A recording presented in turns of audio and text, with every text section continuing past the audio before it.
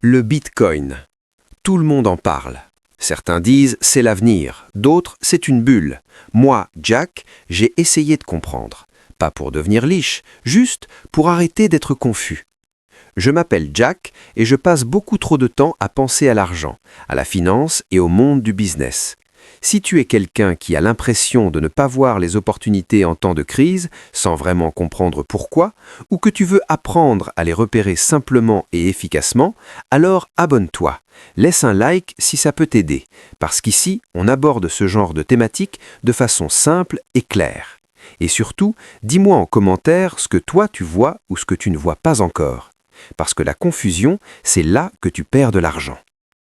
Je me souviens, Jacqueline m'a dit un jour, si deux personnes regardent le même actif et arrivent à deux conclusions opposées, c'est qu'il y a quelque chose que tu ne comprends pas encore. Et elle avait raison. Alors, j'ai creusé, et voici ce que j'ai compris. Premier point, le Bitcoin est rare, très rare, 21 millions, pas un de plus. Et ça, ce n'est pas un détail, parce que toute la valeur commence par la rareté. L'or est rare, l'immobilier est limité, même ton temps est rare.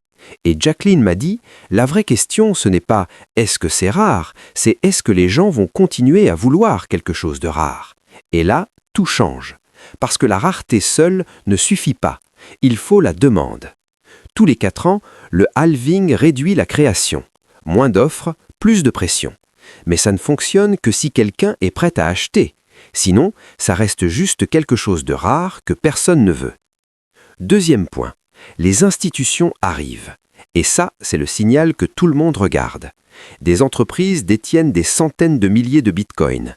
Des ETF ont été lancés. Des milliards sont injectés. Et Jacqueline m'a dit, quand les gros entrent, ce n'est pas pour jouer, c'est pour contrôler ou pour profiter. Et cette phrase, elle m'a dérangé, parce qu'elle est vraie. Les marchés ne sont pas faits pour que tout le monde gagne, ils sont faits pour transférer l'argent de ceux qui ne comprennent pas vers ceux qui comprennent mieux. Et à ce moment-là, je me suis posé une question simple. Dans quelle catégorie je suis ? Parce que acheter un actif sans comprendre sa nature, c'est comme monter dans un avion sans savoir s'il a un pilote. Maintenant, le vrai problème. La volatilité. Pas juste des petits mouvements, non, des variations brutales, violentes. Le Bitcoin peut perdre 50%, parfois 80% en quelques mois. Et Jacqueline m'a dit, un actif qui peut perdre 80%, ce n'est pas un investissement pour tout le monde. Et encore une fois, elle avait raison. Parce que le problème, ce n'est pas la baisse, c'est ta réaction à la baisse. La plupart des gens achètent quand ça monte et vendent quand ça chute. Donc ils font exactement l'inverse de ce qu'il faudrait faire. Et ils appellent ça « pas de chance ». Mais ce n'est pas de la malchance, c'est un manque de compréhension. Autre point, le fameux or numérique. L'idée est séduisante, un actif rare, indépendant, décentralisé, mais dans les faits, quand les marchés paniquent, le Bitcoin chute. Et Jacqueline m'a dit, donc en réalité, ce n'est pas une protection, c'est un amplificateur de risque. Et là, tout devient clair. Tu ne peux pas utiliser un actif volatile pour une protection stable. C'est comme utiliser une moto pour transporter une armoire. Ça ne fonctionne pas. Maintenant, les impôts. Sujet moins sexy, mais très réel. En France, tu peux perdre jusqu'à la moitié de ta plus-value.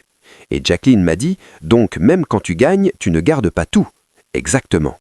Donc le calcul réel n'est jamais celui que tu vois au départ. Maintenant, les mythes. Le Bitcoin ne produit rien. Pas de cash flow, pas de dividendes. Sa valeur repose uniquement sur la perception. Et Jacqueline m'a dit, donc sa valeur dépend de la confiance. Exact. Et la confiance peut monter très vite, mais aussi disparaître très vite. Et c'est là le cœur du problème.